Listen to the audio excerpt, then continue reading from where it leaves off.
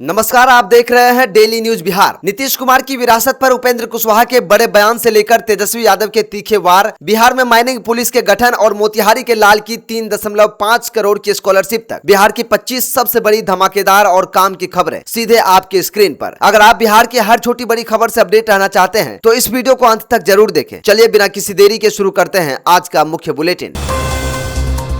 नीतीश की विरासत पर घमासान, उपेंद्र कुशवाहा के दावे पर जेडीयू का पलटवार, कहा चादर जितनी हो उतनी ही पैर फैलाएं। स्टूडेंट क्रेडिट कार्ड वाले कॉलेजों पर सरकार की सख्ती, अब हर संस्थान की होगी जांच। बिहार के यात्रियों को राहत, सिर्फ एक कार्ड से बस से मेट्रो तक करेंगे सफर, दूसरे राज्यों में भी मिलेगी सुविधा। पीएम सूर्य घर मुफ्त बिजली योजना में बैंक ने 40% आवेदन किए नामंजूर, 33,534 में 13,610 आवेदन रिजेक्ट।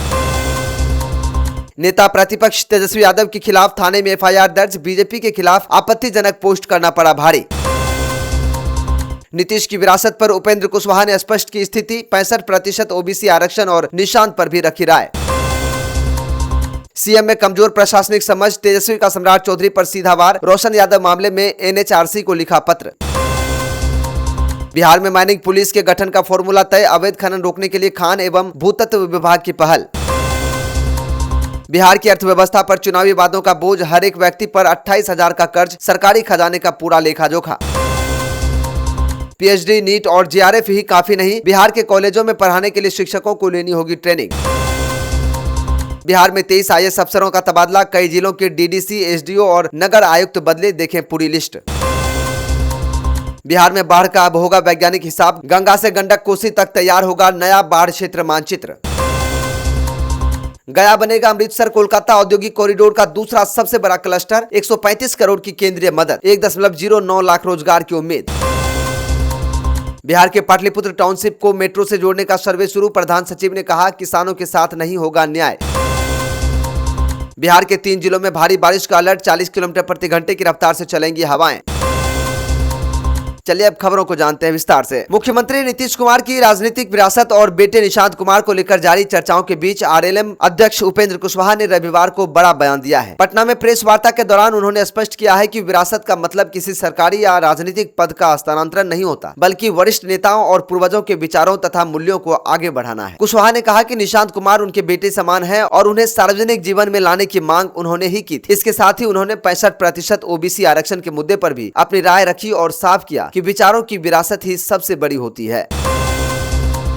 मधुबनी के मंडल कारागार में 19 वर्षीय रोशन यादव की संदेहास्पद मृत्यु के बाद बिहार की राजनीति गर्मा गई है। नेता प्रतिपक्ष तेजस्वी यादव ने इसे प्रशासनिक विफलता और निर्मम हत्या करार दिया है। मुख्यमंत्री सम्राट चौधरी पर कमजोर प्रशासनिक समझ का आरोप लगाते हुए तेजस्वी ने स्थानीय मानवाधिकार आयोग एनएचआरसी को पत्र लिखा है। उन्होंने पीड़ित परिवार के लिए न्याय और दोषी अधिकारियों पर सख्त कार्रवाई की मांग की है। तेजस्वी का कहना है कि पुलिस इसे आत्महत्या बता रही है, जबकि परिजनों के मुताबिक मृतक के शरीर पर चोट के गंभीर निशान थे। आरजेडी इस मुद्दे को लेकर सड़क से सदन तक लड़ाई लड़ेगी।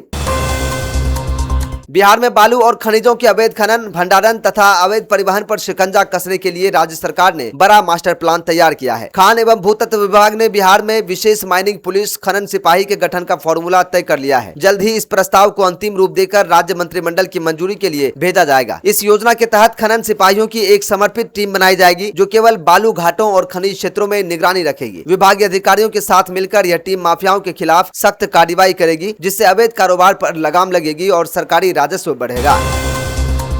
बिहार की अर्थव्यवस्था को लेकर सत्ता और विपक्ष आमने सामने है। नेता प्रतिपक्ष तेजस्वी यादव ने आरोप लगाया है कि राज्य का खजाना पूरी तरह खाली हो चुका है और सरकार को पेंशन तथा वेतन बांटने के लिए इमरजेंसी फंड का सहारा लेना पड़ रहा है। आंकड़ों के मुताबिक बिहार में हर व्यक्ति पर औसतन 28,000 रुपए का कर्ज है। हालांकि कैग रिपोर्ट और बजट या आंकड़ों के अनुसार बिहार का अधिकांश राजस्व केंद्र सरकार की मदद और कर हिस्सेदारी पर निर्भर है। इसके बावजूद राज्य सरकार सामाजिक कल्याण और विकास योजनाओं पर अन्य राज्यों की तुलना में काफी भारी बजट खर्च कर रही है।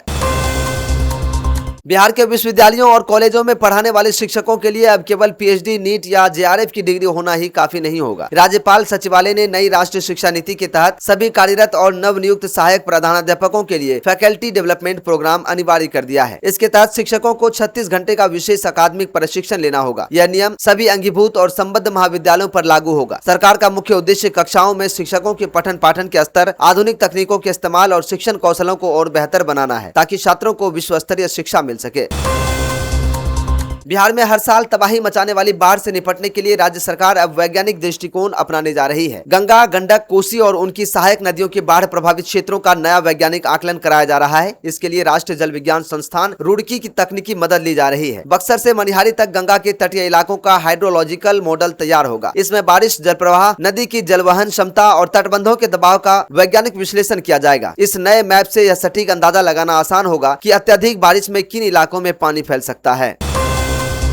बिहार के औद्योगिक विकास के लिए बड़ी खुशखबरी सामने आई है। गया में अमृतसर कोलकाता इंडस्ट्रियल कॉरिडोर के तहत 1670 एकड़ में बन रहे इंटीग्रेटेड मैन्युफैक्चरिंग क्लस्टर के लिए आईएमसी के लिए केंद्र सरकार से 135 करोड़ रुपए की पहली किस्त मिल गई है। हिसार के बाद यह इस कॉरिडोर का दूसरा सबसे बड़ा औद्योगिक केंद्र बनेगा। इस प्रोजेक्ट में करीब 16,524 करोड़ रुपए के भारी निवेश की संभावना है। इससे बिहार के 1.09 लाख से अधिक युवाओं को प्रत्यक्ष और अप्रत्यक्ष रोजगार मिलेगा। फिलहाल 4 लेन कनेक्टिविटी और बाउंड्री वॉल का निर्माण कार्य तेजी से चल रहा है, जिससे गया और औद्योगिक हब के रूप में उभरेगा। कहते हैं हौसले बुलंद हो तो गरीबी भी रास्ते का रोड़ा नहीं बन सकती। इसे सच कर दिखाया है मोतिहारी के 19 वर्षीय आदर्श कुमार ने। 14 साल की उम्र में महज 1,000 रुपये और एक पुराने लैपटॉप के साथ घर छोड़ने वाले आदर्श ने कोटा में फीस न होने पर खुद पढ़ाई की। दुनिया की 22 यूनिवर्सिटी से रिजेक्शन मिलने के बावजूद उन्होंने हार नहीं मानी। आखिरकार कतर स्थित प्रतिष्ठित जॉर्ज टाउन यूनिवर्सिटी ने उन्हें 3.5 करोड़ रुपए की फुल राइड स्कॉलरशिप दी है। इसमें उनकी ट्यूशन फीस, रहना खाना, एयर टिकट और हेल्थ इंश्योरेंस शामिल है। आदर्श की यह सफलता बिहार के लाखों युवाओं के लिए प्रेरणा बन गई है। बिहार स्टूडेंट क्रेडिट कार्ड योजना का लाभ देने वाले निजी कॉलेजों और संस्थानों पर राज्य सरकार ने नकेल कसना शुरू कर दिया है। शिक्षा विभाग ने फैसला किया है कि यह योजना से जुड़े सभी प्राइवेट कॉलेजों की अब जिला स्तरीय कमेटी द्वारा भौतिक जांच कराई जाएगी। सत्र 2026-27 को ध्यान में रखते हुए संस्थानों के भवन, जमीन, लैब और शैक्षणिक माहौल का गहन निरीक्षण होगा। इसके साथ ही सरकार ने सख्त निर्देश दिया है कि कॉलेजों को नैक से कम C ग्रेड या NIRF रैंकिंग हासिल करनी होगी। मानकों पर खड़े न उतरने वाले संस्थानों की मान्यता रद्द की जा सकती है।